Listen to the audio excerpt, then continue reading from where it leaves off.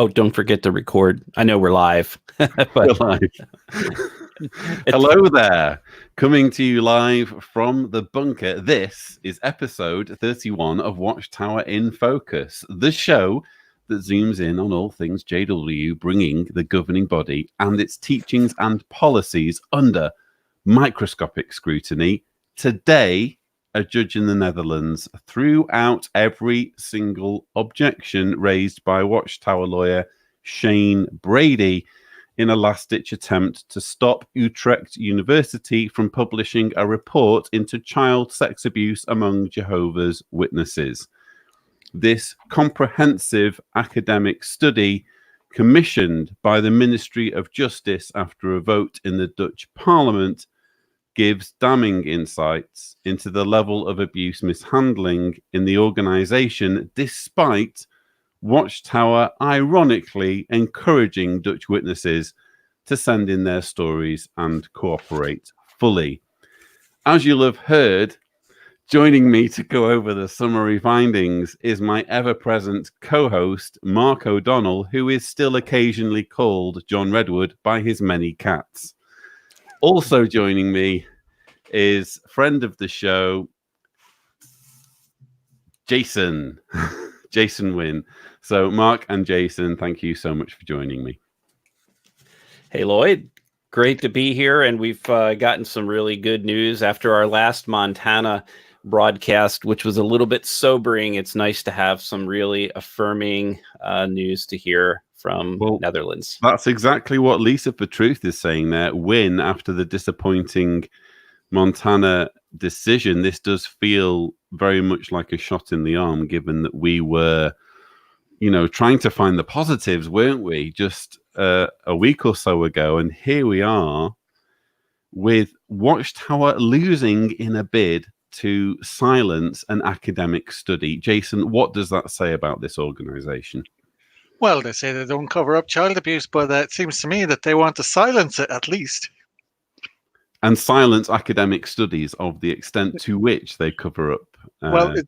Scientific studies, science and Jehovah's Witnesses usually don't go hand in hand, so it's not surprising they want to silence the scientific study. It would certainly seem that way. Viewers, what we've decided to do, obviously the report has literally just been made available today, and it's a very long report. So what we've done is we've gone over the summary findings, and we're going to go through them with you now. After we've done that, Mark is going to share with you some of the circumstances surrounding this bizarre attempt by Watchtower to stop the report from being published. Then we'll have some news, and then we'll have concluding comments. So that's roughly what we're going to be doing today. I will obviously keep my eye on the live chat and try to include as many of your comments as possible, but it's lovely to see 300 of you, if not more, tuned in to this episode 31. So let me get my screen share sorted out. As viewers will know, I can't afford a producer, so I've got to do all of this technical stuff by myself. Okie dokie. And let's see how this works. All right, there we go. So we have there the summary report. This is sexual abuse and willingness to report sexual abuse within the Jehovah's Witness community. You'll see there I've highlighted one or two things that I found interesting. One important conclusion of the study is that the manner in which the abuse is handled within the Jehovah's Witness community leaves victims or alleged victims of sexual abuse feeling insufficiently recognized and supported. Mark, there's a big statement right out of the gate. Yeah, and I think that what the report also highlights, Lloyd, is the fact that these are not all just disgruntled ex or former Jehovah's Witnesses. This report is the result of an anonymous survey and a number of other factors, including at least 10 in-depth interviews with victims. And many of those who responded to the university's call for information and call for stories about child abuse were active Jehovah's Witnesses. In fact, I believe there is actually a number on that. It says approximately half, or 48% of the participants in this study were still members of the Jehovah's Witness community at the time of their participation in the study. So we've got nearly half that have come on anonymously to file their statements, reports, whatever you call it, and are actually still active among Jehovah's Witnesses. At least that's what they're saying. And I believe there were, 751 people. Don't steal my thunder, for heaven's sake, because we've got all these figures coming up. Sure. But yeah, it was encouraging to see the extent to which actual believing witnesses participated. Here's another interesting finding. We also noted that in practice, a great deal of attention is paid to the perpetrators or alleged perpetrators, and that many of the interventions conducted by the community focus on keeping these persons within the community or accepting them back into it. I suppose another way of saying this is that Jehovah's Witnesses treat child sex abuse as first and foremost a sin. If it's a sin, then it's something that you need to gain repentance for, something that you need to be recovered or salvaged from, and therefore, again, the onus is always on salvaging the perpetrator rather than protecting the victim and preventing there being future victims. Yeah, I couldn't have said it any better myself, because we have this scenario where Watchtower has always made this argument that if you don't allow a person the opportunity to repent, then you're not following God's organized procedure. That the witnesses believe it is the foundation of Christianity to offer the ability of persons who commit crimes or sins to repent. And this includes victims of child abuse. So the danger with that, of course, is that when you have individuals who are considered to have been repented from their sins, Watchtower is not recognizing the inherent danger of placing these individuals in close proximity with children, with the thought that these are reformed individuals, these pedophiles are reformed, and they can be freely associating with the congregation and the local community without posing a danger. And clearly, that is not the case. It is a serious danger. I just like to also point out that this is kind of a reflection too. It's not surprising, because it's a reflection of the Shepherd the Flock of God book. If you think of the previous one from 2010, that had 140 pages, and 100 of those 140 pages were about judicial committee meetings. Right. So when you talk about paying attention to the perpetrators or alleged perpetrators, their whole shepherding system is about judging people. And for that reason, there's nothing in their shepherding book on how to care for people. It's about finding out what the sin was and how to deal with that sin, and not thinking about how to care for people. So elders aren't geared or trained on how to care for people properly. Rather, they're just taught, how do we find the sin and how do we address that sin and discipline for that sin, and how then can we bring someone back in after they've committed a sin and a period of time has passed by. Indeed. Now, Mark alluded to the figures. So a total of 751 people. Bear in mind that Reclaimed Voices managed to gather 300. So this is more than double the number that Reclaimed Voices managed to gather. Shared experiences concerning sexual abuse within the Jehovah's Witness community in the Netherlands via an electronic contact point that was specially created for the purposes of this study. This included 292 accounts of personal experiences of sexual abuse and 459 accounts of sexual abuse experienced by another person. I think it's safe to say, especially based on my own experience of working with child sex abuse victims and interviewing them, it's just a monumental undertaking for anyone to share in any way, shape or form what's happened to them. It's almost as though they're being re-traumatized by answering questions about it and revisiting it. So the fact that this many people who are actual victims could come forward, 292 people there, these are people who have they're heroes really in terms of allowing their bravery to help them speak out.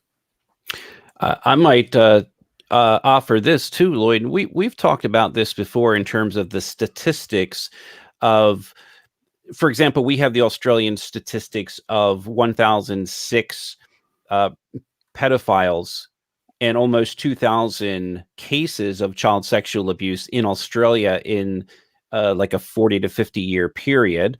Then we look at other data that we have, for example, from the leaked documents from the northeastern United States. And I believe you've done extrapolations to indicate what the percentage is or how many average cases of pedophilia one might experience in any given congregation. Because the claim that Jehovah's Witnesses often will make is that, well, that's an isolated case. That's an isolated occurrence. It really doesn't happen. Now, with my research, I've come up with at least an average of 2 cases of pedophilia per congregation for the entire worldwide scheme. And that's consistent with what we find in Australia and other countries. So here we have a new statistic. So we know that there's approximately 30,000 Jehovah's Witnesses in the Netherlands. So we have 30,000. You divide that by 751. So that's 1 out of every 40 witnesses has experienced child sexual abuse or has reported a case of child sexual abuse to the university. So if you gather that, let's say the average congregation would be, let's say 100 persons, that is an average of more than 2 cases of child sexual abuse reported per congregation, if I'm reading those figures right. So you divide 30,000 by your 751, and you're getting approximately 1 out of 40. And that's really consistent with what we have seen on a global basis. Yeah, it's tricky, isn't it? Extrapolating the exact numbers, because obviously you never know what cultural differences how cultural differences might affect things. But you know, we've got to start somewhere, and that was certainly the aim with me doing my extrapolations in the appendix of the Reluctant Apostate. So, sorry, go on, Jason. Just one small point is just on the 459 that's reported for another person. We don't know if of those 459 they were talking about the same person. So we have to be careful on the numbers. And I think, in fairness, one thing that's, well, it's refreshing, but you would also expect it when you're reading the report, is the writers of the report go to great pains to explain, you know, the limitations of the report and the need for further studies in these areas. So that's very refreshing to see. Moving on there to page 2, the report says in 9 of the reported cases, the abuse was still going on at the time that the questionnaire was completed. That for me was just chilling, you know, and it really highlights the fact that you just, I don't know whether it's just me, Mark, but you like to think of it as something that's kind of happening somewhere in the near to distant past. You just don't want it to be happening right now, even though you know it is. You would think that you would think that the vast media reporting of child abuse in general, not just with Jehovah's Witnesses, but with the world at large, within the Catholic Church and other organizations, institutions like the YMCA, Boy Scouts, etc., you would think that that would put these predators on guard to say, look, we're coming for you, but it doesn't, it's still ongoing. And I'd like to say this, I think that this data we're seeing now is a very positive reinforcement of how powerful anonymous reports are when they're properly conducted by the government. This is something Jehovah's Witnesses can't do. Jehovah's Witnesses have the March 1997 letter that says to all elders, send us your known cases of pedophilia among elders, pioneers, ministerial servants. This is a lot of money was spent by the government in bringing Utrecht University into this report and processing these hundreds and hundreds of reports with lots of data. And the fact that they have done this and spent this money, they realize it's such an important issue that we're facing. I think it really stands as a testament to how people will respond when you give them the opportunity to file an anonymous report. Jehovah's Witnesses can't just go to the government and expose themselves and say, you know, I'm a victim, because they might be afraid that the elders will turn their attention to them instead of the attention to their abusers. And this is the fear that comes with being in a controlling organization, that the people just don't have the ability to anonymously go somewhere and get help. So I am so thankful to the Dutch government for being able to take care of this methodically over a long period of time, put this together with real professionals in a way that doesn't compromise an individual who is reaching out and talking about their child sexual abuse. And I'll say this too, this is not, America's Got Talent, British Idol, or any of these shows where people, call in and vote for their contestant and they vote 100 times. This is actually real processable data that people aren't going to submit their data if their stories weren't actually true. This is not a music contest where you can get away with lying about your data. This is something that victims do not make up. They do not reach out to the government site to process their own reports if these things were not indeed true. So I really appreciate what the Dutch government has done for the public. Indeed.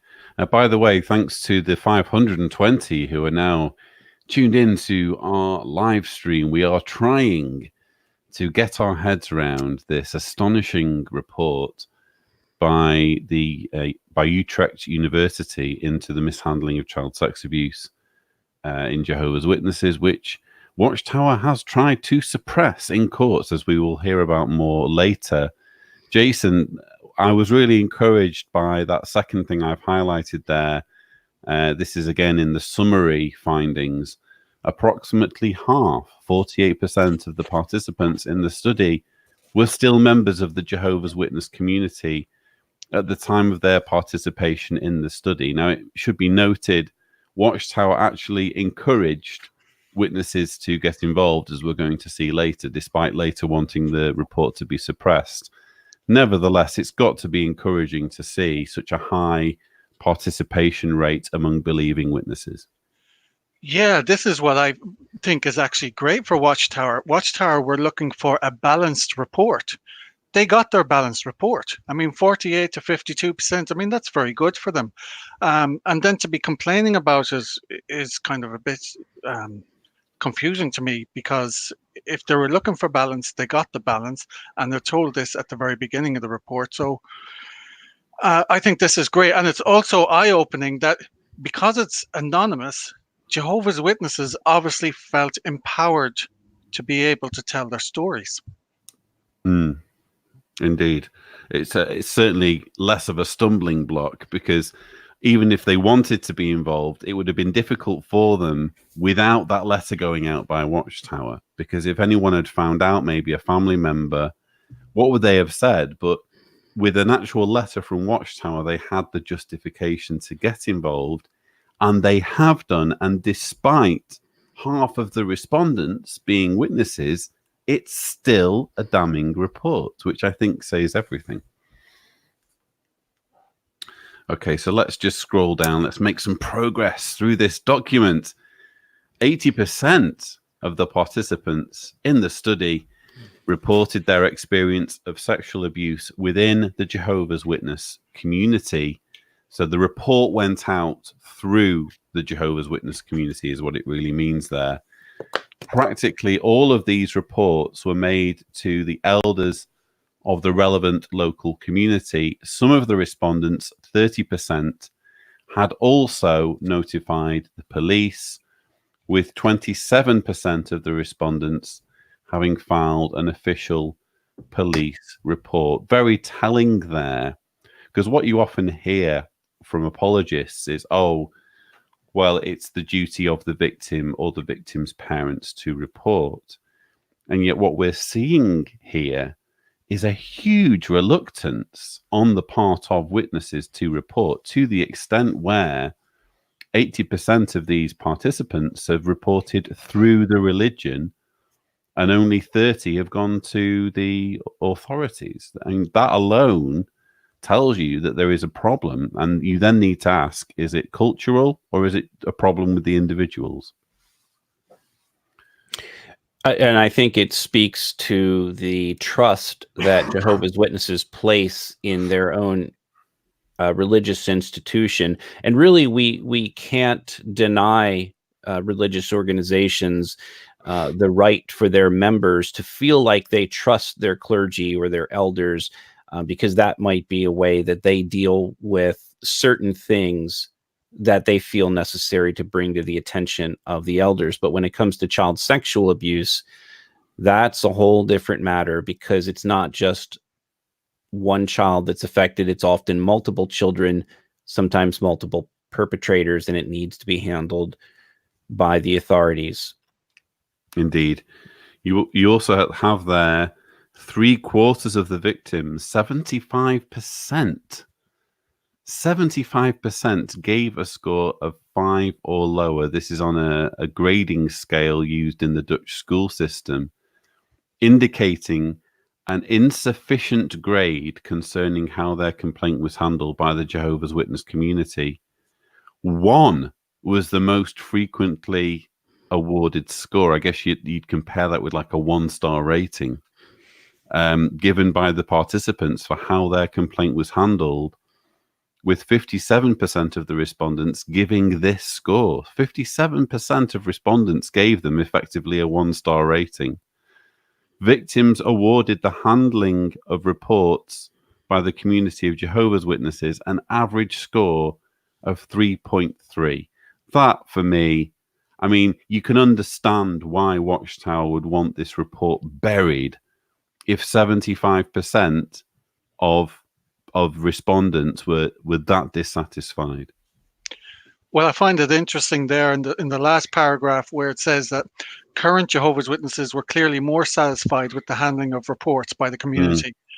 But at the same time, 75% gave a score of 5 or less, meaning if the 52% of XJWs gave 5 or lower, then the remaining 23% would be current JWs that gave a score of 5 or less. That's very damning for Watchtower, that even half of those that participated in the survey felt that their own religion wasn't handling it very well. Yeah, again, it's obvious now why it was a case of Shane Brady to the rescue to try and stop at the last moment this report from being published. Further on, we see there the reports of abuse by the interviewees. So I should just mention that rather than being just about clicking in and using an online form, the university actually conducted 10 interviews with victims of abuse. The reports of abuse by the interviewees were only made to parents and elders within the Jehovah's Witness community. So of the 10 that were interviewed, they only reported to their parents or to elders. These interviewees did not contact the police. According to the respondents, this is mainly due to the inwardly oriented culture of the Jehovah's Witness community and the biblical principle that you shouldn't take your brother to court. Dissatisfaction stems from the lack of recognition that they experienced and the strong desire of the elders to keep the community together, preferably by reconciling perpetrator and victim. The experiences of how reports are handled result in secondary victimization for the people making the reports. That is, the process of handling the reports victimizes them all over again. Again, completely damning evidence here. And I've said this before in other programs, Lloyd, but here you're looking at the ingrained teaching that follows 1 Corinthians chapter 6, which is something that witnesses strongly emphasize, and that is where it talks about not taking your brother to court. In fact, that scripture says, I won't read the whole section because it's 1 Corinthians 6, 1 through 6, but the second half of that says, I am speaking to move you to shame. Is there not one wise man among you who is able to judge between his brothers? In other words, they're saying, can't you handle this internally? Don't you have one elder, one wise man who can handle these things? And then in verse 6, it says, instead, brother goes to court against brother, and before unbelievers at that. So in other words, to add insult to injury, not only have these first century Christians not been handling things properly, but they've even been taking them to unbelievers in unbelieving court, a worldly court.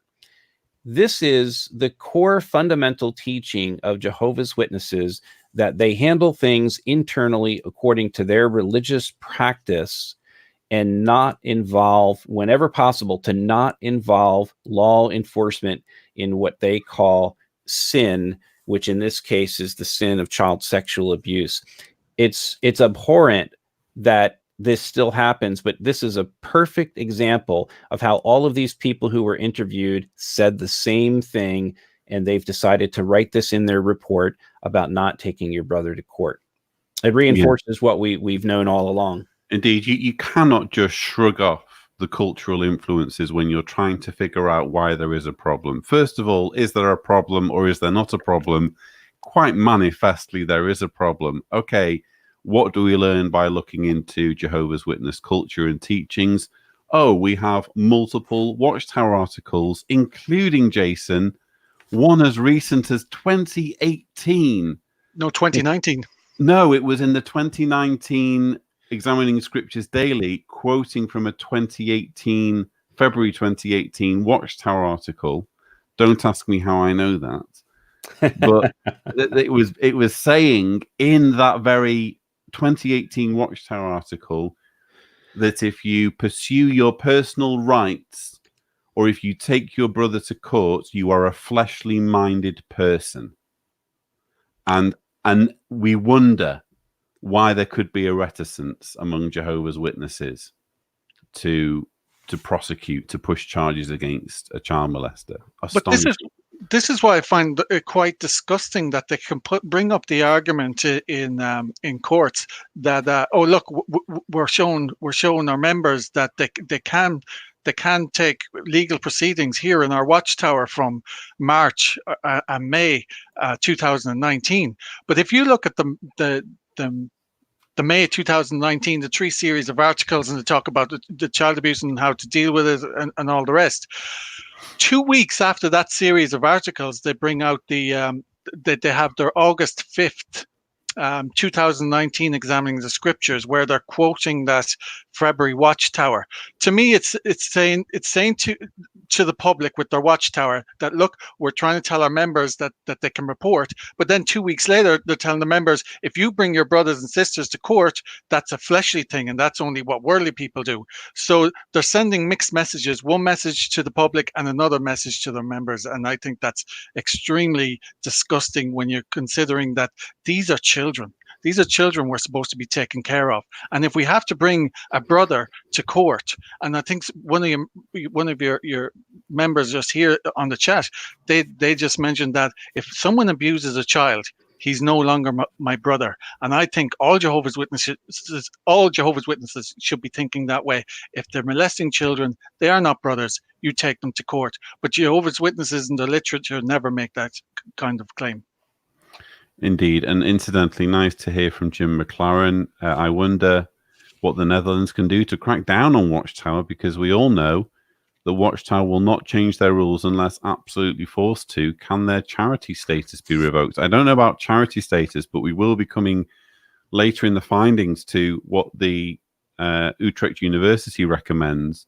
And I'd just like to mention that Jim McLaren was an invaluable help to me, assuming it's the same one, in doing some additional video editing for my Reclaimed Voices documentary, which gives me an opportunity to plug said documentary. If you are completely unfamiliar with the work of Reclaimed Voices and the backdrop to this whole thing and how we've got to where we are today, please just go in the YouTube search and type in Reclaimed Voices.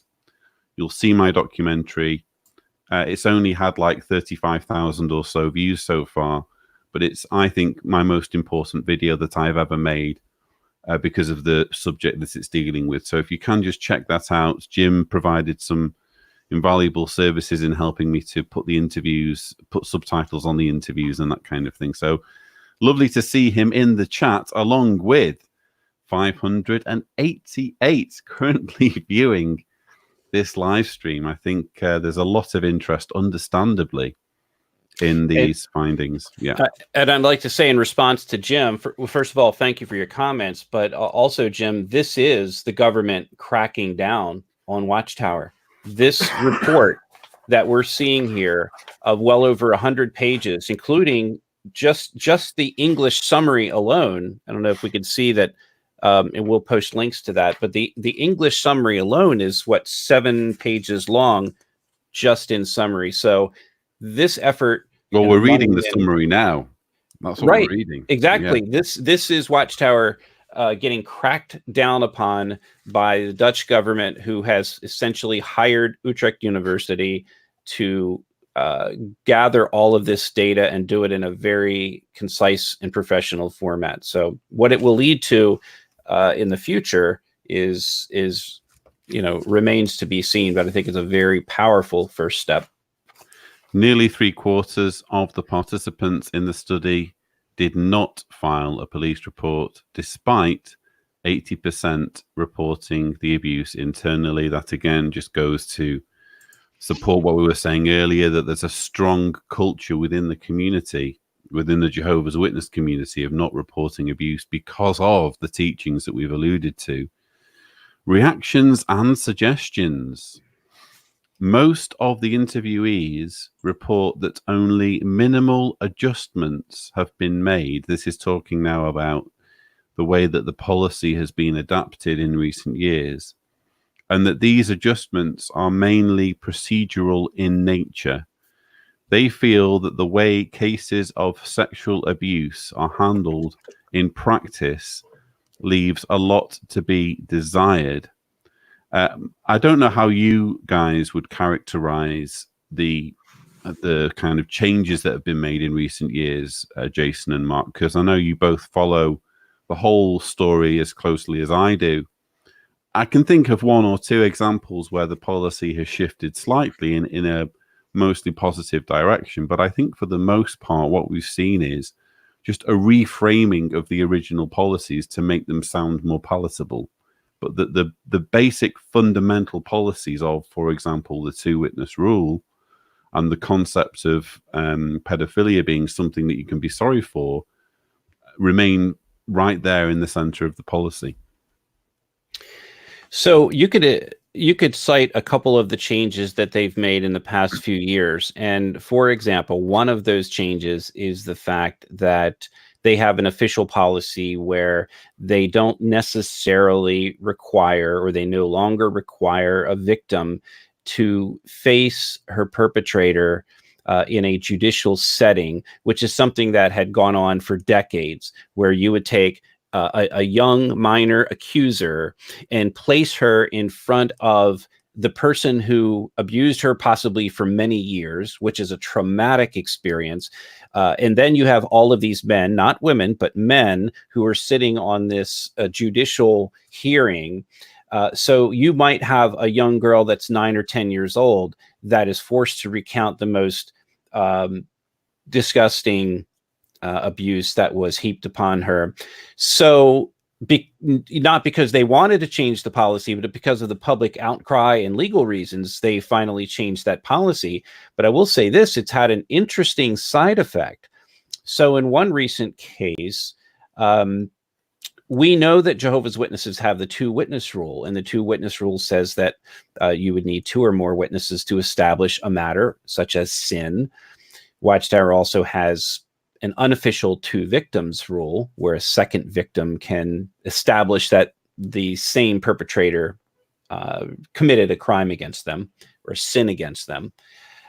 But now what we're discovering is that even when you have 2 or more witnesses, the service department for Watchtower is now instructing, in many cases, and is instructing elders not to interview those individuals who are minors, who are saying, yes, their father, for example, or stepfather molested them. And, I interviewed one elder, and I can't give away any of the personal information, but he's just left the position of elder and coordinator because he had 3 children. They were all baptized. They were very young, like 9, 11, 12 years of age. They were all willing to testify against the sexual abuse of their father, their biological father. And on the way to meeting with the elders, the service department for Watchtower, the individual elders involved in the service department, told this elder and the rest of the body not to interview those children. So what's happening here is that we have this crazy paradox where you need 2 or more witnesses to disfellowship a person, which is allegedly, according to witnesses, what will protect the congregation. The fact that they are no longer considered Jehovah's Witness, they would be disfellowshipped for child abuse if there are 2 or more witnesses. But at the same time, they're now not allowing minors to be interviewed by the body of elders because now they're fearing legal repercussions. So it is a bizarre twist in the fact that we have so many cases, and I can't say that this is the case in every case now, but we have ample evidence that they're preventing minors from giving their testimony to the body of elders, which in this particular case would have resulted in the disfellowshipping of this man. So instead, he's not disfellowshipped, and this particular individual lives next to children who are not witnesses in his neighborhood. So I thought I would raise that as an interesting kind of a paradox to not Watchtower not being able to, or handcuffing the elders so that they can't even apply their own 2-witness rule to disfellowship an individual based on that criteria. Well, elders are just proxies for Watchtower, right. and they have to do whatever Watchtower tells them to do, but they obviously end up carrying the can more often than not when justice comes knocking. Further on in the findings, it says the most tangible suggested improvement, presumably among those participating, is a legal obligation to notify the police, a measure for which widespread support can be expected. I mean, really, it's a no-brainer. I'm frankly appalled that in the UK this still isn't a thing. But you like to think that surely common sense will prevail eventually, and countries will introduce mandatory reporting across the board. Well, Lloyd, could you go back to that statement you just read? Because Sure. There's a follow-up to that. And I think the Netherlands Board of Jehovah's Witnesses says that all applicable laws will be complied with in the countries in which they are established. We obviously know about the huge caveat exactly that comes with. Yeah.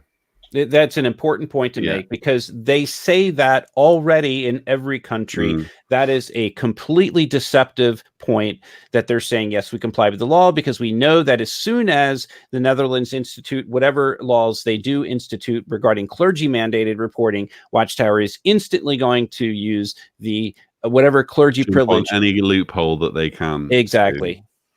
Yeah, and even if they are forced kicking and screaming to report, it's something that they will only endeavor to do, apparently, according to the May 2019. And sure, we have evidence anyways. We have documentation from the Watchtower where laws were initiated in a particular country to bring in mandatory reporting laws, and Watchtower headquarters legal department contacted that country to find any legal loophole so that they did not have to report. So we have evidence of them doing these type of activities. Indeed, and we also have the whole principle of Caesar's law and comparative subjection, don't we? Which I'm going to come to later. Furthermore, all of the international studies, this is now talking, and I was a little bit confused at this point, because it brings in quote unquote international studies in Australia, Belgium, and the UK. Jason, maybe you can help me out here. I'm obviously aware of Australia and sort of Belgium, but I'm not aware. I mean, ICS is still underway in the UK and the hearings aren't until March. So I don't know what they mean when they say a study in the UK. A study in the UK? Apparently that they referred to one, yeah. I'd have to read the full report to understand exactly what they're basing that on. But in any case, they consulted international studies, presumably including the Australian Royal Commission, and all of them showed that the Jehovah's Witness community does not adequately handle reports and complaints of sexual abuse against minors, and that victims find themselves in a vulnerable position. International studies into the Jehovah's Witness community have found that there are very few opportunities to make such complaints outside the community, and that doing so involves a very high risk of shunning and exclusion. This was really touched on, wasn't it, in the Australian Royal Commission, the link between child sex abuse and shunning, and the fact that when you have a community that punishes people who want to distance themselves from that community or who want to speak out against it, you're automatically creating a fertile ground for child sex abuse to flourish. And this is one area that I feel very strongly about, because it's basically the victim is further victimized and put through additional trauma. I mean, it's bad enough that they've had to be abused, but then that they're shunned by their whole community, be it family and friends. It's just appalling that they do this. And also they put it under, sometimes it's not just the victims, it can be people who want to speak out about it. And I think people have a right to speak out against wrongs and not be disciplined for it. For example, we know of individuals ourselves directly that have been disfellowshipped for causing divisions, because to speak out and to go against the governing body's policies on child abuse is causing divisions. But if the policies are wrong and the policies are dangerous, well, then maybe it's a matter of people need to look at these policies and need to be able to, that the organization should be humble enough to be able to say, well, if we have so many people that don't agree with them, maybe we do have a problem. And humility is one of the aspects of being a true Christian, I thought. So isn't this God's organization, and they should be kind of looking at these type of things? Indeed. Well said. Making some progress through this report. We are nearing, let's say, the two-thirds of the way through, and then we're going to find out more background information on Watchtower's failed attempt at stifling this information.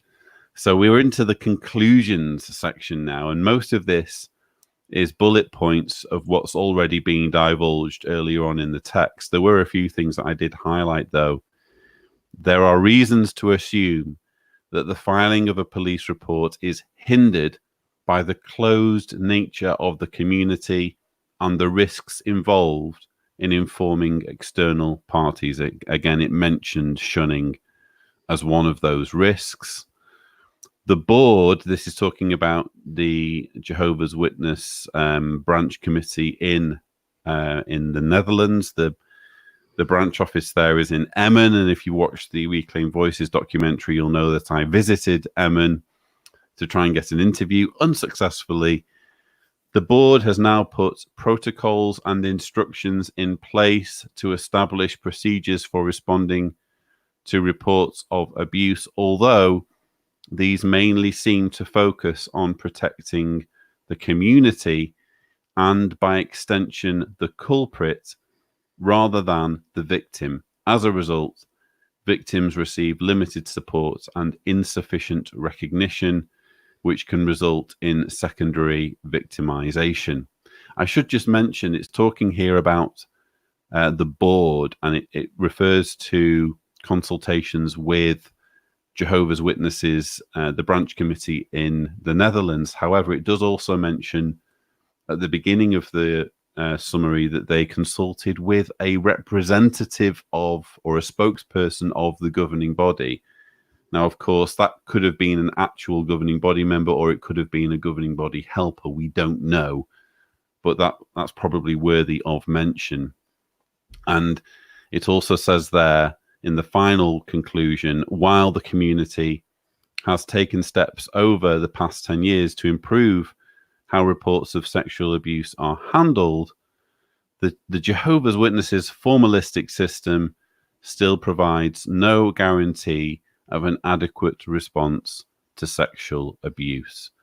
Interesting time frame there, 10 years. I'd like to know why 10 years and what it was that was specifically different 10 years ago. But nevertheless, we're at the bottom of the conclusions here, folks. They're not looking good. I really think that, look, this report was generated in Dutch, and this summary is written in English, and I think it's beautifully written. I think they put a great deal of effort into this report and nailing down the key problems with the Jehovah's Witness and Watchtower organization. And I think that they've been fairly even-handed in the way that they have addressed Jehovah's Witnesses. And for those that don't know this, the reason this is happening is because Jehovah's Witnesses rejected the opportunity to participate from the very outset in the investigation of child sexual abuse within their organization. In other words, they were given the opportunity by the Dutch government to participate in this investigation. And when they said no, what happened was they lost the opportunity to do so on a voluntary basis. So the Dutch government then put out effectively what amounted to a bid for a university or other professional group that could handle this investigation. And as I understand it, it was Utrecht University that won the bid to do this, and they assigned some very erudite professionals, including, I think, the gentleman in charge of this was Professor Boss, B-O-S, and we may be able to pull up a picture of him during their press conference. But again, they were like what happened with the Australian Royal Commission. They were not involved. Jehovah's Witness authorities were not involved until their backs were against the wall. And in fact, in the case of governing body member Jackson, he had zero effort, desire to participate in the Australian Royal Commission. He was only participating in that commission and interviewed because they forced him by subpoena to appear and literally dragged him into a Queensland police station to be interviewed. And that's sad that an organization that is so well known to have this problem with child sexual abuse has protested so much that they will not participate until their backs are against the wall and they're handcuffed and dragged into the reporting process. And that really says a lot about the way they think of themselves. The Jehovah's Witness community, the leaders, believe that they are obviously guided by God, and that they're, that Jehovah is going to come and bail them out of these investigations, and that the truth will shine in the end, and they'll be vindicated. And they've got this long history of United States Supreme Court decisions, which were rightly made decisions to support freedom of speech and the ability not to salute the flag. They are really, almost euphoric over. They're still in this euphoria over winning these Supreme Court decisions, but this is an entirely different matter. This is child sexual abuse, and they're on the wrong side of it. And the fact that they are covering it up is really a bigger story, almost, than the child sexual abuse itself. And I have to just add that as a writer, as you know, and you write a lot of articles too, Mark. I know you've written some as well, Jason. When you're trying to document what's going on with child sex abuse, you need sources. You need reliable sources so that it's not just the rantings of some embittered former member. You've got some solid numbers and some solid quotes to rely on.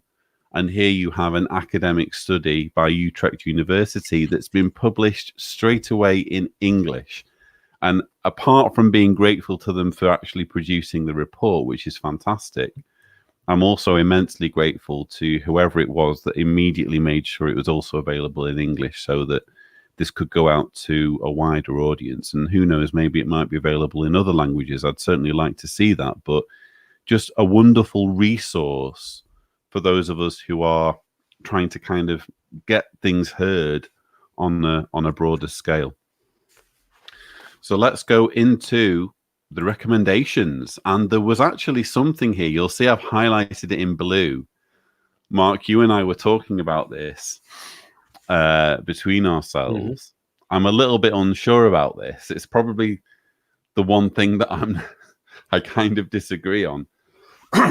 It says setting up an internal, this is a recommendation for Jehovah's Witnesses, mm-hmm. by the way, setting up an internal reporting center for victims of sexual abuse with adequate knowledge of the subject and of the internal and external options for victims. Clear agreements must be established within this reporting center concerning timely engagement of external parties for the purpose of reporting the offense and or supporting the victim, compiling annual reports regarding the activities of the internal reporting center in relation to its own website, fellow believers, and the public. Mark, it could be that this is lost in translation because we are dealing with a translation after all.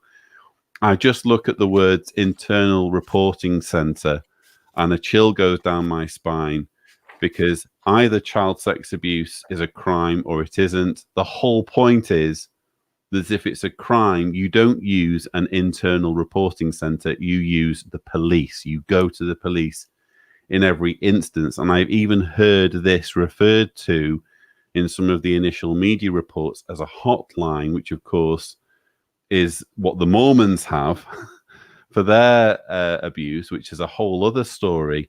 I don't know. This for me just seems like an ill thought out recommendation. Yeah, and I have a lot to say about that as well, because first of all, I want to make sure that we distinguish between a reporting hotline for victims and a reporting hotline for congregation elders. So in the case of the Mormons, as I understand it, and you could correct me on this, they have a very similar process that Jehovah's Witnesses do, in which all allegations that come to the attention of a bishop, a Mormon bishop, are directed to a hotline. And that hotline actually directs to attorneys that work for who are in the Mormon Church. So we sort of already have that internal reporting system in place for members of the congregation elders. In fact, only congregation elders can call Watchtower and report child sexual abuse, and they have a second elder on the phone line. But what this is talking about is reporting center for victims of child sexual abuse. And I agree completely, Lloyd, that the whole point of having professionals who train their entire lives to help victims of child sexual abuse, it is serious beyond words. And I mean beyond words. We have elders who are doinking around with taking in-depth child sexual reports, CSA intakes, which are 7 and 8 pages long, which have details that are just graphic, and they involve the perpetrator, they involve the victims, multiple victims, and all of that is sent to Watchtower. That doesn't help the victims because the people who are involved in that are not professionally trained therapists or police investigators. You don't have a middleman when it comes to murder. Why would you have a middleman for child sex abuse? And let's just bring in Javier Ortiz, friend of the show and panelist who isn't able to join us for the live stream, but he says this might be a good idea if it's monitored by outside authorities. Well, obviously it would need to be monitored by outside authorities. I imagine it would require established protocols for dealing with the required reporting. Again, Javier, I just cannot figure out. I mean, they're talking about an annual report, but as far as I'm concerned, this again goes to secularism. To what extent does religion get to opt out of the way things should be done? To what extent do people in a religious minority get to do things differently? And as far as I'm concerned, when it comes to crime, there's no need for a middleman. There's the police. And it concerns me slightly. Maybe I need to read the full report and see what the full recommendations are. We are, after all, basing all of this purely on the summary. But it concerns me that this has been even, included as a recommendation, because either it's a crime or it isn't. Look, when I got my feet wet after leaving the organization 6 years ago and started investigating child sexual abuse, I admit that I really, although I knew about it at that point, I didn't know how much in-depth research and how much professional qualifications are required to be able to even remotely handle these cases involving child sexual abuse. And I've interviewed and also spoken at length with, I can't tell you how many police corporals, detectives, investigators who have spent their entire lives focused on nothing more than child sexual abuse investigations. When I started to learn about this in depth was at the Fessler trial in 2017, where Detective Lisa Layden read a laundry list of her entire life's work in how many courses that she's had to take, how many degrees she's had to get, how many up-to-date refresher courses she has to take. I mean, it is unbelievable. The techniques that have to be used and the setting in which they interview children is very controlled, and it is very attuned to the needs of children who are often for the first time telling an adult about their sexual abuse, and it is traumatic for them. It is not something to be discussed with elders. It is not something to be discussed with just the parents and the elders. It is something that these people train a lifetime for, and it's why that system is in place. And no, Watchtower, you can't just claim, well, it's up to the victims to report. Why? Because the victims and their parents are often not going to report in this insular culture. They're afraid to cast negative light on Jehovah. And finally, they just don't know any better. When they first experience this, their first thought is, I'm going to talk to somebody I trust. That's an elder. That is the first step into a huge mistake, that they're trusting these men who are often window washers and electricians and plumbers and have no expertise in this. And let me tell you, that elder's manual gives absolutely no professional advice or training to these men. There you go. Shepherd the Flock of God, that has chapter 14 on child sexual abuse, gives them no ability. In fact, it's damaging to these victims who need to be heard by professionals. But Mark, can I just be devil's advocate here? Please. Could it be the case here that the Utrecht University are trying to balance up religious freedom So if you consider religious freedom, religions have a right to be able to handle matters within their organization, including child abuse. Now, when you look at the wording, it's talking about the victims, not talking about elders. It's talking about victims and that they can report. And maybe there should be some kind of a phone line that victims can call anonymously even, and be able to speak to an elder. I mean, we might criticize elders, but at the same time, this is a religion, and Jehovah's Witness victims of abuse have a right to pastoral care. And I think actually it might be a good thing from a religious perspective that victims can actually get some kind of religious support. But I think available to them already, isn't it? And no, it's not really, because it's they have to publicize it. But if it was anonymous, some victims don't want to talk. Like if you think about the Catholic Church's confessional, it's anonymous. They can go and talk about their sins. I think a lot of victims aren't able to talk about the things because they have to face someone face to face. But when we look at the findings, Jason, I take your point. That we need to factor in freedom of worship, and if people have a religious belief that there needs to be this mystical middleman between them and the police, what do we do about that? I just think that, again, it's a crime or it isn't. And what we've seen in the report findings is that the main stumbling block between these crimes being reported and not being reported is cultural and belief oriented. So people are saying, look, we're afraid of reporting because of shunning. We're afraid of reporting because our religion tells us not to take another brother to court. That's why we're not reporting. It has nothing to do necessarily with, oh, well, I want access to pastoral care. It's those cultural things that need to change. And in the meantime, again, if a crime's been committed, get the police on it straight away. And I think that should surely be, I take your point, but I think, treat it as a crime first and foremost, But if you think about that, Lloyd, why are the victims themselves going to elders in the first place, though? Shouldn't they just be going straight to the police? So you have to consider that aspect as well. And it seems to be, when you look at that paragraph, they're talking about what kind of options are available, including reporting to the police. Well, this is where you need Watchtower to say to Jehovah's Witnesses, go to the police. But of course, they're never going to say that, are they? So it's a shame that we have to be considering all of these different workaround options to compensate for the fact that Jehovah's Witnesses as a religion aren't doing the right thing and telling their followers, if a crime's committed, go to the police.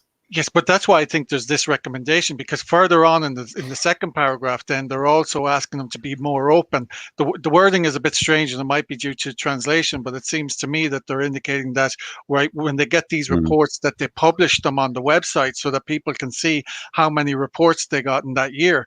So that is in itself would show to the public that they're being more open about their child abuse policies. If there's absolutely no stumbling block to a single accusation of abuse finding its way to the police, then fine. My concern is that the more, you could say, bureaucracy you add into the mix, the more complicated you make things, the more likely it is that an instance of abuse is going to slip behind the cracks.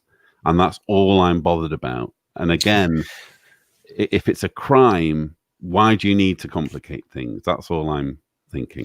I understand Jason's point here, particularly the anonymous part. I think that's critical. I think all victims, regardless of what religion, should be able to call some anonymous person, just like a suicide helpline.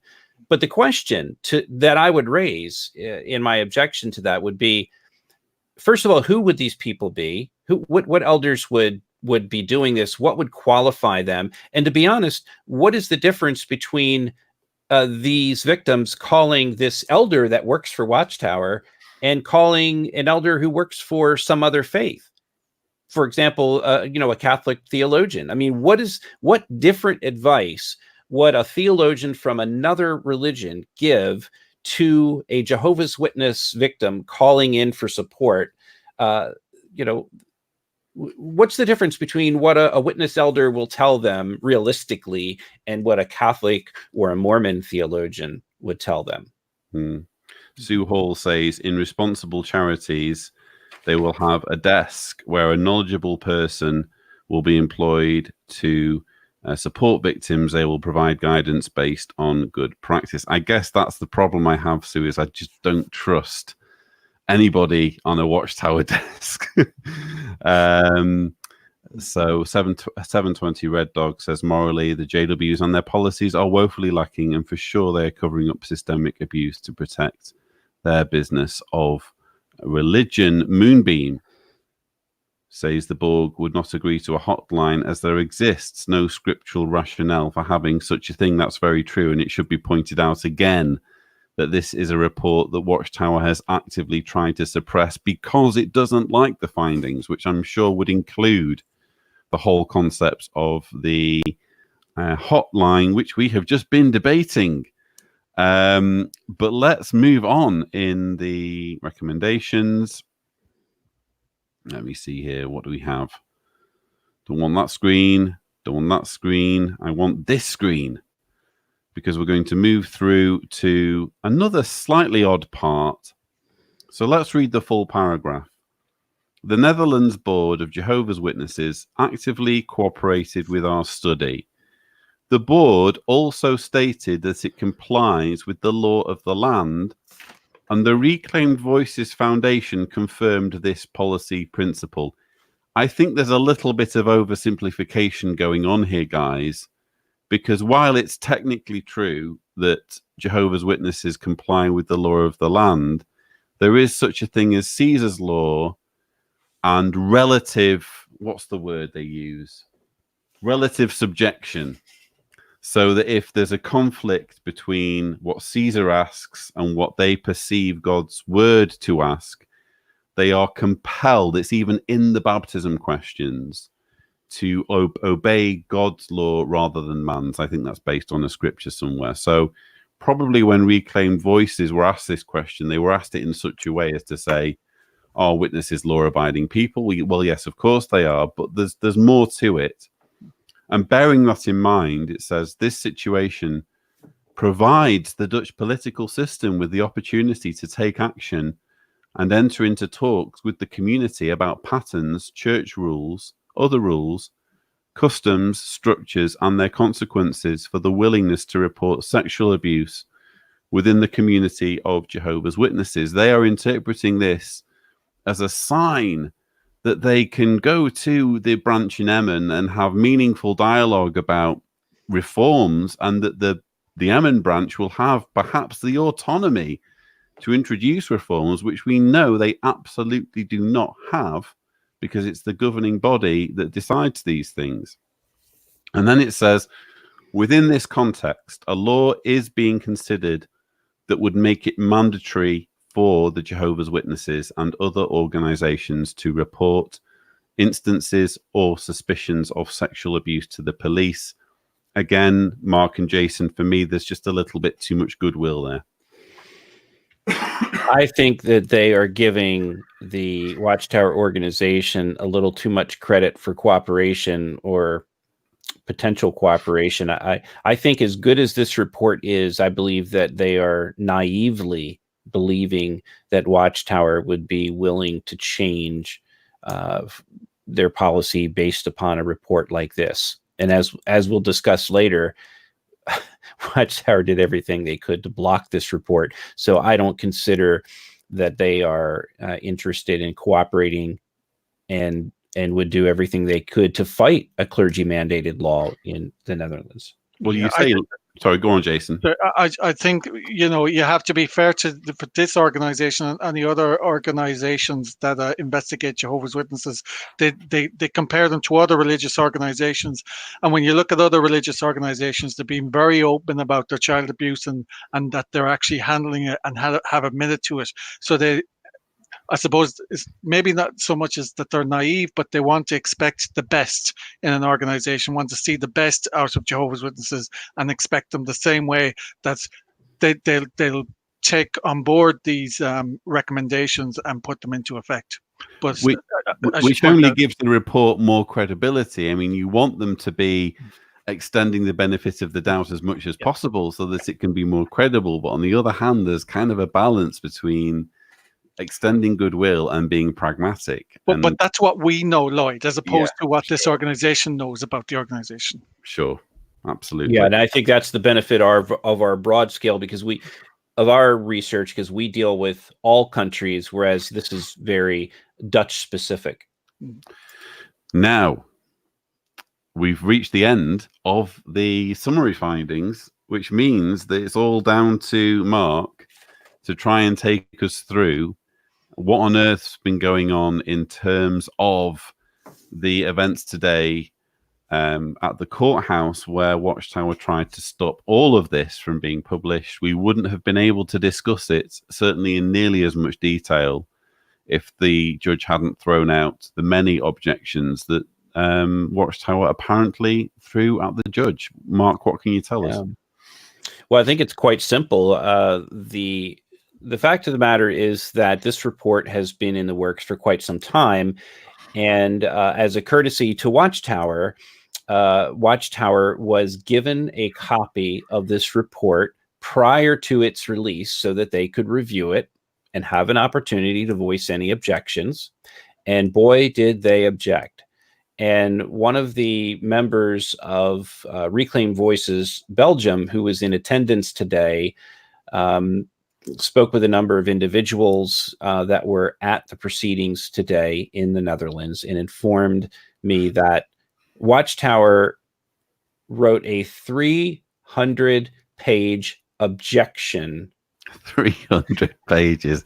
We were talking about this, and I'd like to know whether it was 300 actual pages of text that someone's written, or whether they're copying and pasting Watchtower articles on child sex abuse and that kind of thing. It could be it could be a combination of both. But two things stand out. Not only have they written a 300-page objection to this report being released, but they have gone to court and sued the government to not release, in an effort to suppress or not release this report. And that judgment came down today. So that was the big deal that happened today, was that the judge finally made the ruling that the report would not be suppressed. And look, I have to say, if you look around at some of the things that members of the Dutch government were saying, in fact, I tweeted yesterday, I retweeted a member of the Dutch civil servant, member of the House of Representatives. I don't know if I could say her name correctly. It looks like it's Atje Kuiken. And Kuiken, I've interviewed her. Kuiken, okay. Yeah, I interviewed her in the documentary. Yeah. Yes, and I didn't match up the names, so we'll have to post a link to your documentary. So yesterday, after Atje was informed that Watchtower was suing the Dutch government to suppress this report, she immediately tweeted, and this is the translation of the tweet: "This turns me into a bloody blank," obviously a choice word. She says, "Instead of doing justice to many victims, the Jehovah's Witnesses are desperately trying to sweep the sexual abuse under the carpet. But let's be clear, we won't let them get away with that." I think Atje Kuiken is a force of nature, so that doesn't surprise me at all that she said that. Yeah, very strong words, and I think, as the judge pointed out today, and the other members of the House of Representatives, they're very much in favor of this report being released. They do not want to suppress the free speech of this report, which was very dutifully put together by Utrecht University. And so the report got released, and it's we're reading a 7-page summary. And let's see, maybe Jason, you have, if we can find the original one here in Dutch, that has not been fully translated yet. So there are graphs. It looks like it is a 145-page report. And that's the original report that we've been reading the summary of. Correct. Right.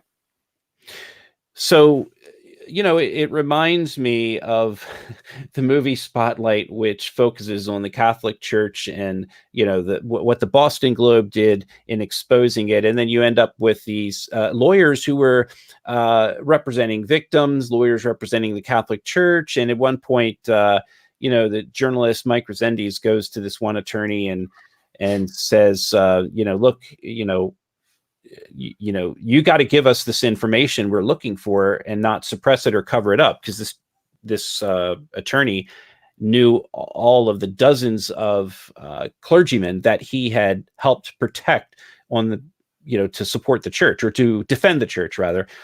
And I think it was Resendiz in the movie that said, look, we're going to write one of two stories. It's either a story of degenerate clergy that are abusing kids, or we're going to write the story of lawyers who are making a cottage industry out of child abuse and effectively covering it up. Which story do you want us to write? Because we're going to write one of them. And I think that's very powerful, and it relates to what we're talking about today, because what's the story that we're going to write? Are we going to write a story about this child abuse, or are we going to write the story about the cover-up of the child abuse and the suppression of this over 100-page report that exposes the severe problem of child sexual abuse reporting within the Jehovah's Witness organization in this country and in every other country? Well said. Mark, do you have some photographs to share? We like seeing your photographs. As long as it's not your family album and all the cats. Yeah, so we spent hours off camera. So I tell you what we'll do is if you want to jump on, maybe Jason has some comments while I'm going to have to dump them, because they're in a format that I need to put into a JPEG format, because they were sent to me over message. But I can get you a picture of the courthouse and Watchtower's representative. Well, while you're doing that, let's read some messages from the viewers, and there are now 653 indeed of said viewers. Henrietta M. Riley says, won't be seeing this report on jw.borg newsroom. Billy O'Nair says, Sander Decker is going to have one last serious conversation with the branch. Based on my knowledge of Dutch politics from when I was researching the documentary, Decker is a prominent Dutch politician who I think is heavily involved with the Ministry of Justice. So I think that's... And I'd just like to say hello to Billy O'Neill. He's actually one of my good friends. Oh, that's nice. Hello, Billy. Dare I ask whether, and that, certainly the name is a hint, but is Billy contacting us from the Emerald Isle like a good... No, he's not. No. But he's actually from the Netherlands. Oh, okay. Mm-hmm. I noticed there's been a few on the live chat from the Netherlands, in fact. So really nice to see that. Lou Knight says 300 pages of objections, 297 of which are Ken Flodin's recipe for garlic bread. Love it. Absolutely love it. Spotlight is amazing, says SW. Aren't they working on the JWs? It would be nice if the Spotlight team could. In fact, we would welcome any and all investigative journalists to jump on this. Henrietta M. Riley says Shane Brady came from so far, so close, yet but so far. Now, once Mark's got his pictures together, I'm hoping viewers can get their eyeballs on this character, because though both myself and Jason are legally prohibited from talking about what we know about ICSA, we are allowed, or I'm allowed at least. I don't know about Jason, how he feels, but we can talk about the preliminary hearings because there are transcripts publicly available for everybody. And if you look up the transcripts for the preliminary hearings of ICSA, you will see the name Shane Brady. So this is a guy that gets around. This is a guy who is representing Watchtower at ICSA and who's also done his level best and failed to dig Watchtower out of a hole in the Netherlands. So expect to hear this name more in the future, particularly once the ICSA hearings get underway in March. Yeah, so Shane Brady is an employee of Glenn Ho and Company, which is the in-house law firm in Canada, just for people to know. So he's Canadian himself. He's got a very Irish name, but he's Canadian. Yeah, I heard that he had what was described to me as an American accent, but probably it was there was nuance there. Probably it was Canadian. So, do I need to read more comments, Mark, or how? No, we're good. So, yeah, and all set up on that. By the way, let's kind of just include this quick. Yeah. Crumbs, I've lost it now. There was a really nice, kind super chat. I'm just going to give a quick shout out to Beauty Rest for her very kind super chat. I can't show it because it's too far back in the stream. And Beth Schmidt says Shady Brady, LOL, which on a nice light note takes us over to you, Mark. What have you got for us? Yeah, and on Shane Brady, one thing I find very interesting is the fact that Watchtower is bringing in their big guns from other countries. Now, you know, look, they have legal departments in Germany and the Netherlands and the UK, and but I think that they're really running thin right now on attorneys, especially with all of the child abuse cases going on. They've got Joel Taylor tied up, and John Miller, and of course Paul Polidoro's dropping subpoena bombs every chance he gets on every would-be whistleblower. Polidoro's a subpoena man, is he? Yeah, Paul Polidoro, and Jason knows. You know, Phil Brumley is another one. Is fighting the battles in Russia, and I always imagine Phil Brumley as the evil villain that's behind it all. He's just got that look about him, hasn't he? And some of these guys are homegrown. Yeah. Brumley, they sent him to college, and he's very much a Watchtower yes man. I actually got a letter from Phil Brumley, little known fact, and I think you did as well, didn't you? Yeah. Jason? So yeah. That's a nice one for the actually, this is what I find very coincidental, right? So I got mine, and I don't know when you got yours, but I got mine on the 23rd of February, 2018, which is exactly 23 months ago today, which is the 23rd of the month. So there's a lot of 23s there. So the 655 viewers who are currently tuned into this live stream were treated to a piece of information that undoubtedly is entirely useless. So, well, to be fair to Jason, there is a huge amount of speculation about the number 23.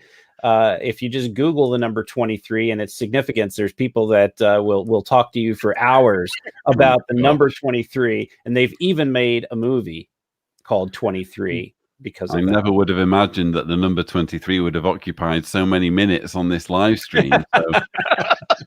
Let's get to the pictures, please. So we'll do a screen share here, and going to do this kind of rough. Let's see. We're going to see if we can select an application window, and let's jump over to Photoshop. I had to kind of do this quick and dirty here. So you gentlemen tell me if you can see that. Right. Do I need to add it to the stream? I think I do. Yes, we can see it. All right. Is that large enough for the viewing audience? Yeah, I guess so. Okay. So we're looking at the exterior of the court here, and some of the viewers, if they're watching, can tell us, I forget the name of the town, but this is the exterior of the courthouse. So this is where Reclaimed Voices, Netherlands and Belgium, among others, have been kind of congregating for the past 2 days. Yesterday was a really big day because Watchtower litigated its complaint with its 300-page document, which is probably why it took all day. And they, of course, didn't convince the judge. In fact, as I understand it, the judge in this case did not accept one of Jehovah's Witnesses' rebuttal arguments to their list of reasons why they should suppress this report. They called it factually inaccurate, scientifically inaccurate, and you gentlemen can tell me what that means in terms of what is supposed to be clearly a scientifically orchestrated report. Watchtower is claiming it's not scientifically done. I don't think that Watchtower is in a very strong position to lecture anyone on scientific accuracy. I'm sure we can all agree on that. No, can we zoom in on this a little bit, because it's a little bit... Yeah, so let's see what we can do here. Okay, so is this a gathering of journalists outside the courtroom? That is correct. So while the actual proceedings took place yesterday and today, there was these were closed to the public, which is why we didn't know a lot until just this afternoon, hours ago. So you had a very large collection of journalists. And by the way, some of these guys are the same guys that are reporting for Dutch and Belgian media this story. I've already lost track of how many articles have been released to the media, and I suppose we're going to be tweeting them, and you'll put them. It's worth mentioning that we have tried to get, I do have some good connections in the Netherlands after doing my documentary, and we've tried to reach out to Reclaim Voices in the Netherlands. We've tried reaching out to Reclaim Voices in Belgium. I've tried reaching out to people who were involved in the documentary. Everyone is basically being collared into TV studios to give their reaction. This is so hot off the press, this story, that we're covering it at the same time as the news stations are covering it, and therefore we've been very limited. But hopefully we're doing an all right job.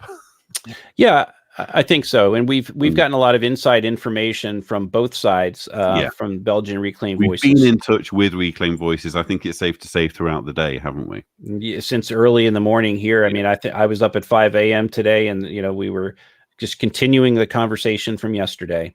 Yeah. So here we have a gaggle of reporters, and then we have the infamous fellow from the Glenn Howell Company. Shane Brady. There you are. Mr. Brady himself. Now, viewers, get a good hard look at this individual, because we're going to be hearing a lot more about him. He's on JW Broadcasting. So is just he really? Anyone. Oh yeah. You'll find him on there. I'll find it, and maybe I'll send you the link, and you can share it with people, so that people can get I hadn't even thought that he might be on there, so that's very interesting. Looks like he might be mid-prayer at this point. Well, he needs all the divine intervention he can get, and not that it did him a great deal of good today. Don't think Jehovah helped him out very much today. No. I can't tell you a whole lot about this picture right now, because I don't have all the notes in front of me. I think one of the I'm just going to refrain from commenting on that picture at this point. So if we can see this one's actually rather important, because these are 3 university officials that were very deeply involved in the investigation. Seated at the center is the esteemed Professor Boss, who was ultimately, given the responsibility for this investigation. And you can see his name tag. It looks like it may be Kees van de Bos, if I'm saying that correctly. So he's in the center. I know that the woman on the right is the coordinator of research and organizing the research that was gathered and collected. And we do have some information here, and I don't have it in front of me, on it looks like Marie Jean on the left. But suffice it to say that all 3 of these individuals were very upset. In fact, my understanding is that the woman on the left spoke to Reclaim Voices Belgium and said to them privately, and this is something we can share because it's been told to me in a way that we can share it, that in all of her years as part of these investigations, this is the first time she had never seen an organization such as Jehovah's Witnesses object to a research report such as the one that was produced regarding child abuse and Jehovah's Witnesses. Never seen that happen before in all of her years of working on this. I'm fascinated now that you've told that backstory. I can't tell what you're seeing right there. Marie Jean Schiefers. Right. Yeah, she certainly doesn't look happy there, does she? And you can kind of understand when these people have poured so much time and effort, it's kind of a personal insult to them, isn't it? That Watchtower would want to suppress the information that they've spent, well, months putting together. It's very upsetting because they're expecting cooperation, much like the Australian Royal Commission was expecting some level of cooperation. And ultimately, that is why they got such a negative set of marks from the in fact, Royal Commission. I'll go as far as to say is it kind of negates somewhat the goodwill that these people extended to Watchtower in their concluding comments, in which they were kind of extending an olive branch and saying, well, we have reason to believe that here's an organization that the authorities can work with. You wonder whether that language might have looked a little bit different if written after Watchtower's efforts to stop the report from being published. Indeed. It's very sobering that, look, I've said it before. I don't think that they fully understand the lack of cooperation that they were getting themselves into when they got involved in Watchtower. It wasn't until they started getting these reports back, and it took hundreds of reports and those 10 in-depth interviews with victims of abuse in the Jehovah's Witness organization for them to get to this point where they would say, this is a non-cooperative organization that is sweeping child abuse under the rug. And how disgusting is that? Well, look at this. Isn't this a reflection of the type of mindset that is telling elders how not to report child abuse? When this is what they do when reports come out to try and help them to understand the type of problems they have within their organization that need to be fixed, and they're just saying no, and let's not report on this. Don't show this to the world, and then they're wondering why. And what does it say as well to was it 48% of respondents who are Jehovah's Witnesses and who took part because they were asked by Watchtower to take part? What does it say to those individuals that Watchtower doesn't want the report published? In fact, do you have the letter around there? It's okay if you don't, but if you have it, Mark. Yeah, refresh me on that, Lloyd. So the letter that Watchtower sent to witnesses in the Netherlands, encouraging them to take part in this study. Oh, I'm sorry. I don't no problem. Have that. No problem. I think we dealt with that in a previous episode. But maybe nevertheless, they send out a letter saying, please cooperate with this study. And then when the study's published, because they don't like the findings, suddenly it's a case of no one should see this study. Yeah. I'd like to mention too that there's some really sneaky stuff going on behind the scenes with regards to Watchtower getting active Jehovah's Witnesses to comment. And I know you guys can't comment on what goes on behind closed doors of the IICSA investigation, but I know that in other cases, such as the ongoing Roe versus Doe's case that Erwin Zalkin has filed in California, there was basically a satellite case that was launched as a result of the Roe versus Doe case. Now, this is a case with multiple victims of a couple of perpetrators. What happened in that case was that Watchtower got themselves involved in a federal lawsuit that was filed in a federal court, not a district court, not a California court, but a federal court in California. And this was, I think, filed maybe as early as 2017. I know that it was, or maybe 2018. I know it was dismissed a year ago, at least a year ago. But it was a federal lawsuit in which the Jehovah's Witnesses got involved with a Mormon attorney named Robert Crockett, and his goal was to encourage Watchtower to file a federal lawsuit and to gather up as many Jehovah's Witnesses who would state for the record to the court that it is wrong to release their child abuse records to these attorneys, because what their claim was that almost all of the victims in Jehovah's Witnesses cases are victims of incest, which, by the way, this Dutch report says it's about half are incest victims. They're claiming that almost all cases are incest cases, and that by releasing the names of the perpetrators, not the victims, but by releasing the names of the perpetrators to the attorneys who are handling these cases, and that their names, the perpetrators' names, might automatically be exposed to the public in court documents, that would endanger the victims in those cases. So Watchtower is making a plea by gathering up, they gathered up a total of about 9 Jehovah's Witnesses, and 2 of them were accused pedophiles. Some of them were elders. And what they did was they used this in a federal lawsuit to fight against the release of the names of the perpetrators to the courts. I just think it's a really sneaky tactic that they're trying every possible argument that they can to avoid transparency. Do you know what? That lends to the whole thing, Mark, in this report, where it says at the beginning that they seem to be more focused on the perpetrator, right, in protecting the perpetrator than actually the victims. When they then use the perpetrators, so we can't show the perpetrator's name because, you're going to put the victim in danger.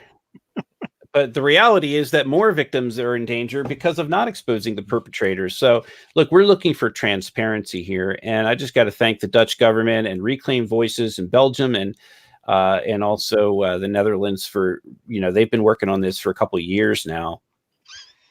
Yeah, and they've just done fantastic work, and it ultimately, look what it's led to. It's led to a government investigation and a university, a well-written university report that will probably see a much greater impact from this report than even what we're talking about today. Indeed. This is the culmination of a lot of hard work by a lot of very brave and very persistent individuals. Mark, did you have some news to share before we do our concluding thoughts? I think that just briefly, most of our viewers will be aware that on February 8th and 9th, the Oxygen Network, through the research and investigative reporting of journalist Trey Bundy, are releasing I believe it's a 4-hour, 2-part documentary. So the first 2 hours will be on Saturday, February the 8th. Now I'm talking in U.S. terms. I don't know what's going to happen as far as the production or the rights to reproduce and distribute this in other countries. But the Oxygen Network is a sort of a true crime network, kind of geared towards women, and I think it's got a fairly wide scope. They have a lot of true crime related programming.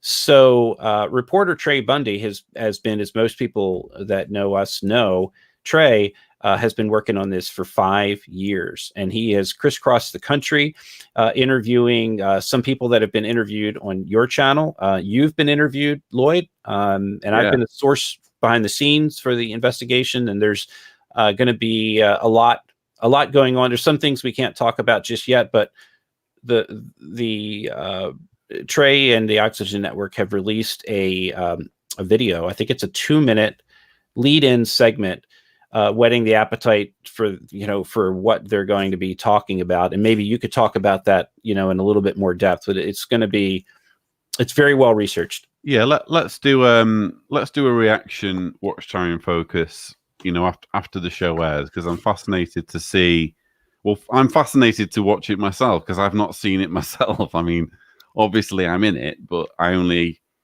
then they're only going to use a percentage, probably a very small percentage of what I was filmed saying. So I haven't seen the finished product. I'm as excited as everyone else is to see the culmination of this very significant project by some very committed producers and of course Trey Bundy. So yeah, let's reassemble for a Watchtower in Focus, and we'll get the thoughts of the viewers once they've digested the material.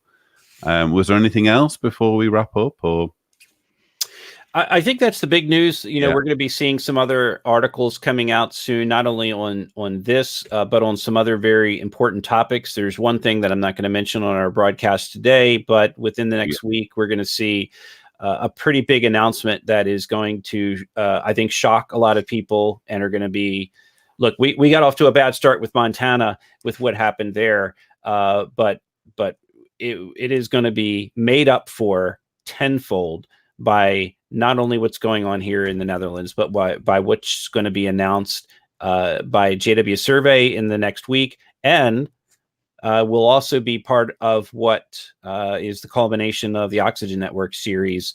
They're going to drop a bomb as well. So we'll not say anything more than that, but lots going on. Transparency.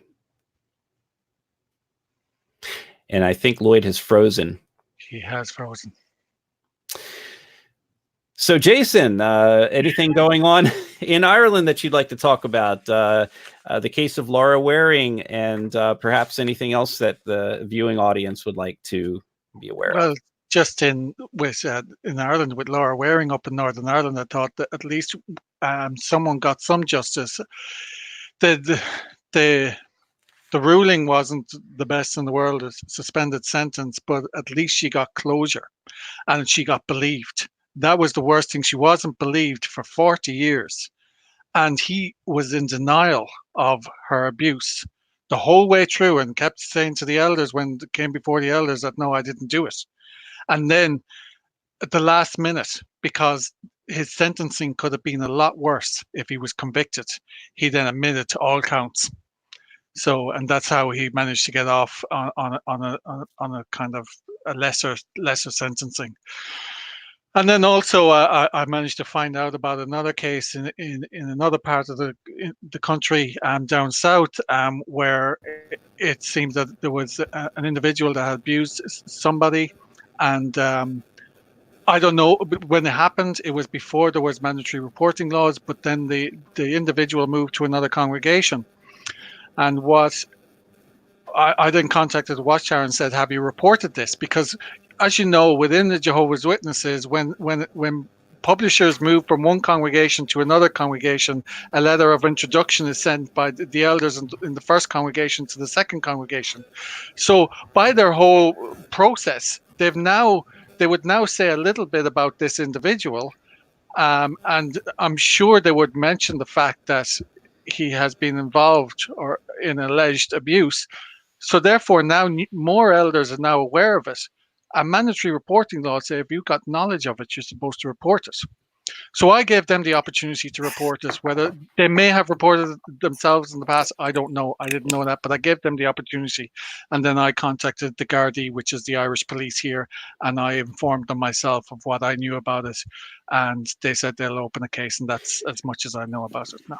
So this is a case, Jason, where maybe we could just briefly explain to the audience what exactly is going on with mandatory reporting, because as I understand it, for many years, there was not clergy mandated reporting in Ireland. And that is still the case with the United Kingdom, including England and Scotland. They don't have clergy mandated reporting. However, the Republic of Ireland, which is different from Northern Ireland, but you live in the Republic of Ireland, correct? Yes.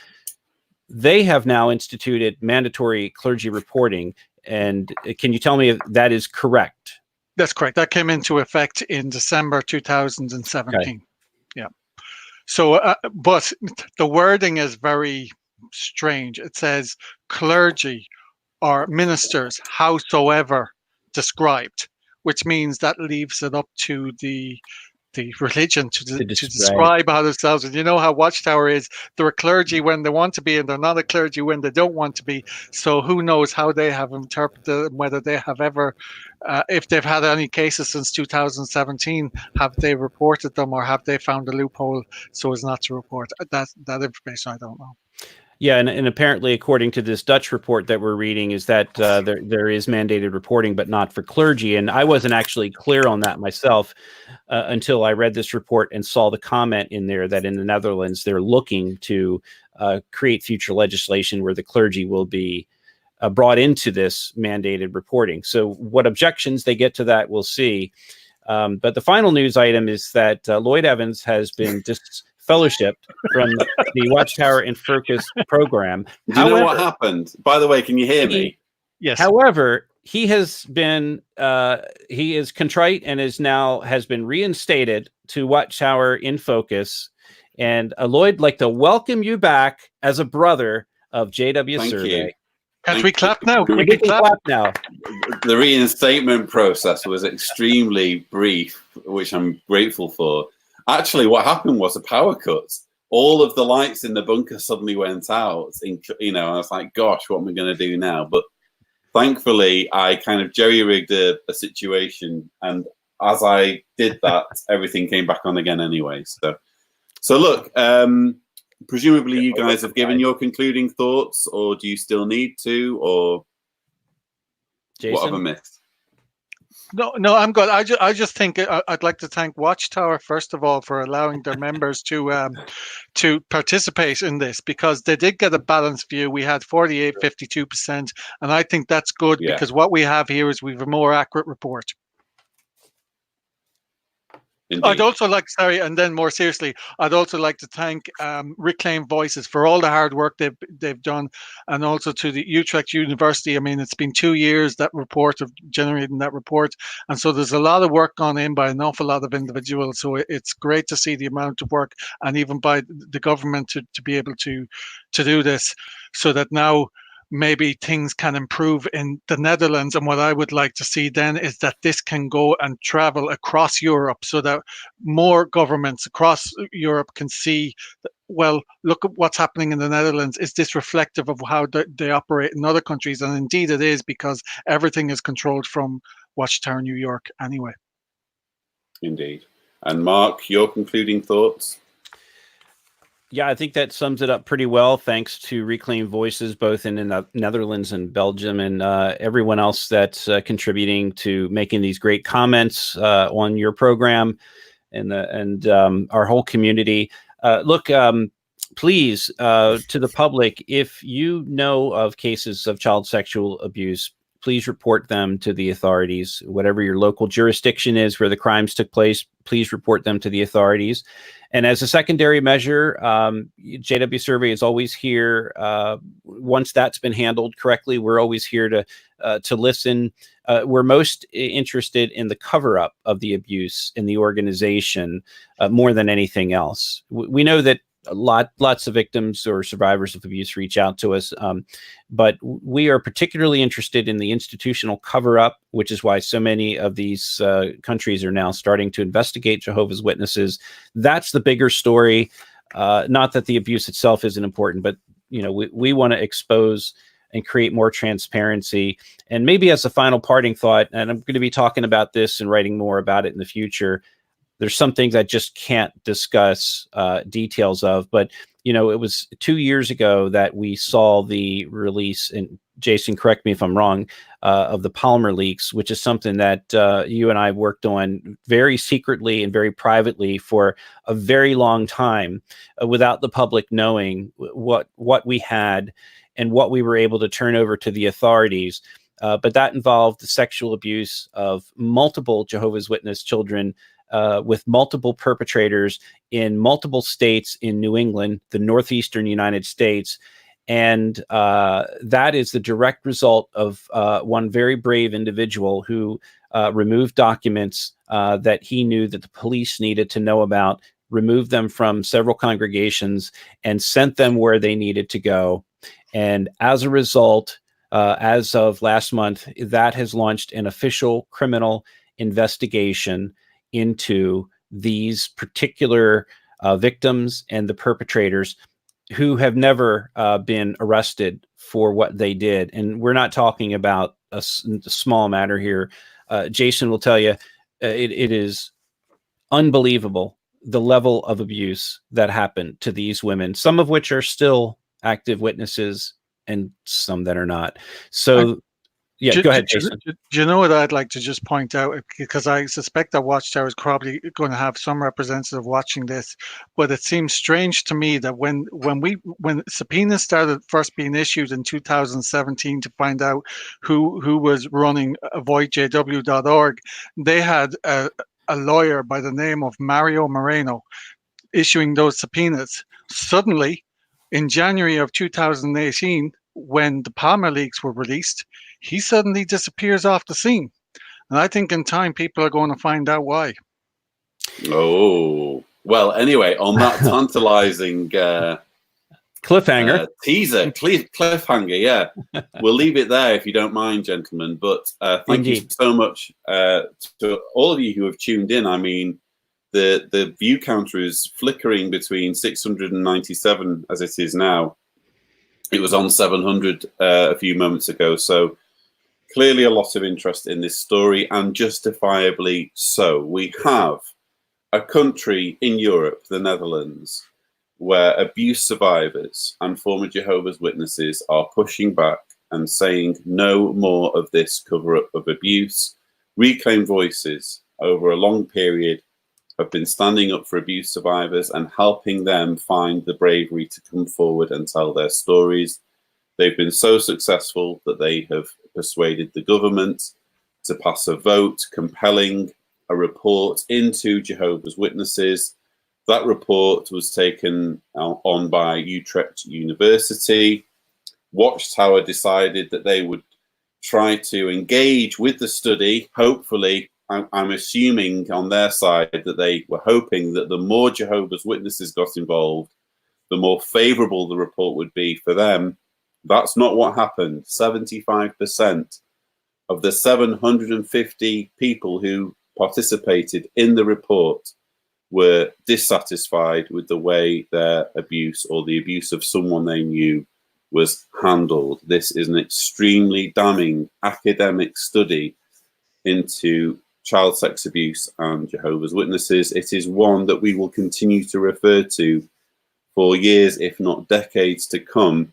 And it's a report that Watchtower unsuccessfully tried to silence. So that's the story we've been covering. Huge thanks again to all of the brave survivors in the Netherlands that have made this story possible, and indeed to Utrecht University and the politicians who voted for this to happen in the first place. Viewers, it's been a pleasure covering this story with my colleagues, Jason Wynn and Mark O'Donnell. Don't forget to subscribe to the John Cedars channel for more such videos. And as always, thank you for watching.